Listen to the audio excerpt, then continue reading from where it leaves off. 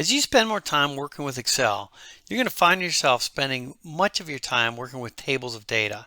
And doing so, sorting data is one of the most fundamental skills to have. In this lesson, we're going to explore some ways to sort, from quick one-button sorts to a more detailed multi-column sort. So now we should still be in our Getting Started workbook on the Sorting tab, and we want to make sure that we're on that Data menu, so click that if it's not selected. And what you can do here is look over about 2/3 over on the ribbon. You have a sort and filter group, and we're going to deal with these sort buttons right here, the quick sort buttons and the custom. Well, let's go ahead and scroll down to our area. You'll see in the main side of this worksheet I have a big table with bakery sales from Brooklyn, Manhattan, and Queens.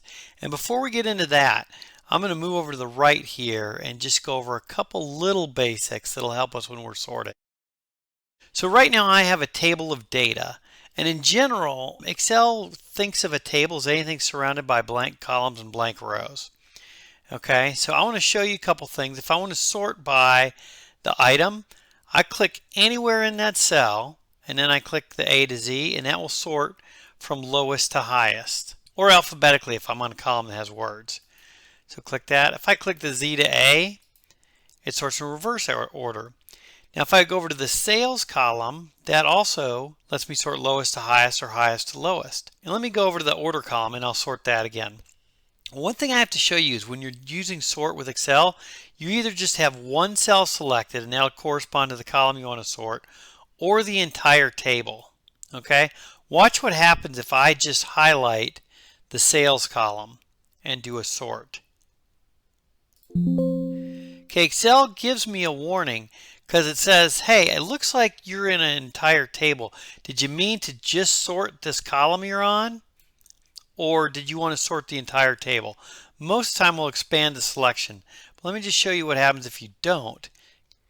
Excel just sorted that column and nothing else. So it didn't bring that whole row along with it when it sorted. I'm going to do Control Z just to undo that. So again, it's very important when you're going to sort, just click on one cell in the table or the entire table. So now we're back on our main table. So let's just say that we want to sort this table by items. Okay, so again, I can click anywhere in this table as long as I'm in the item column, and when I click A to Z, it'll sort it alphabetically, and Z to A in reverse. That's kind of interesting, but it doesn't really help us figure anything out. What if we sorted by revenue? That's how much money we made every day. I'll click A to Z, and that's lowest to highest, and then I'll go Z to A. So the most items sold were cakes in the Manhattan store on Sunday, March 10th. That's useful, but all the stores are kind of mixed in together and the dates are all over the place. I can't really see any kind of pattern here or anything.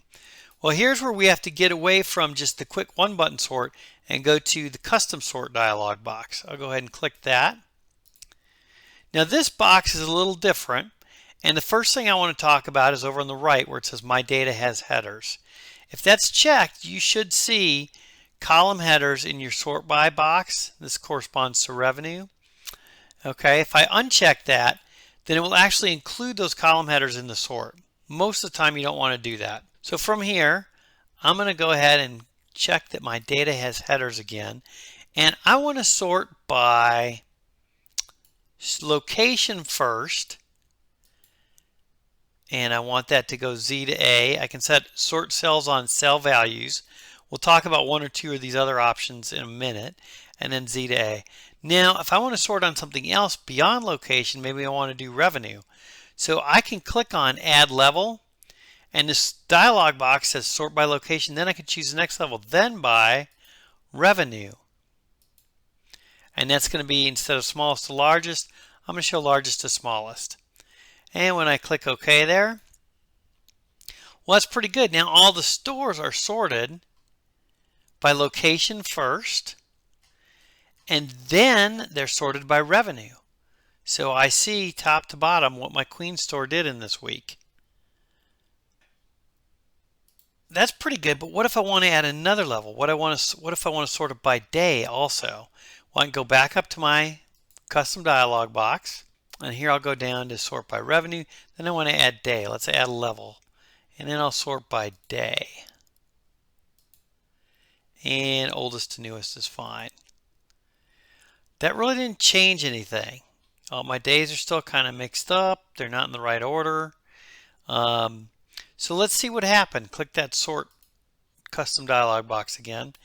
And you see it's going to execute each one of these sort lines in order. So we said first sort by location, then by revenue, and then by day. We really want day to be after location. So here's the neat thing. Instead of deleting those rows off and redoing them, I can click on that last row, and then I've got some buttons here. I can move up or move down. So I'm going to move that day up one, and now it's going to sort by location, then day, then revenue. Let's click OK. And that's exactly what we wanted. Now we got the Queen store, we got each day sorted, and then within each day, we have the revenue from largest to smallest. So we see on Tuesday, we sold the most cakes. On Wednesday, we sold the most cakes. On Thursday, we sold the most cakes. Kind of getting the pattern here. So that's about all there is to the quick sort buttons and the custom sort, but I do want to show you one other thing here. Let me click on my order and sort that. And you'll see some of my items are colored. I just wanted to show you guys how Excel sorts by color. So I'll go ahead and click sort. And now here, instead of a value, I can go over to my items and I want to sort by cell color. Okay, this is a little tricky. There's really no order with color. So basically you're just going to tell Excel which color you want to be on top. Let's do the burnt orange first. Then if I add a level, I have to do the same thing. I have to do item, cell color, and then I'll go green. And do one more. Item, color, and blue. And click OK. So now you see Excel sorted that list by color and I put them up there. Kind of a neat feature. Personally, I don't really ever use this and I don't recommend it. Anytime you're going to color a cell, it'll usually correspond to a value in another column. And it's better just to sort that column outright. The last thing I want to tell you about sorting is you might have seen it a little bit, but I've got an order column here.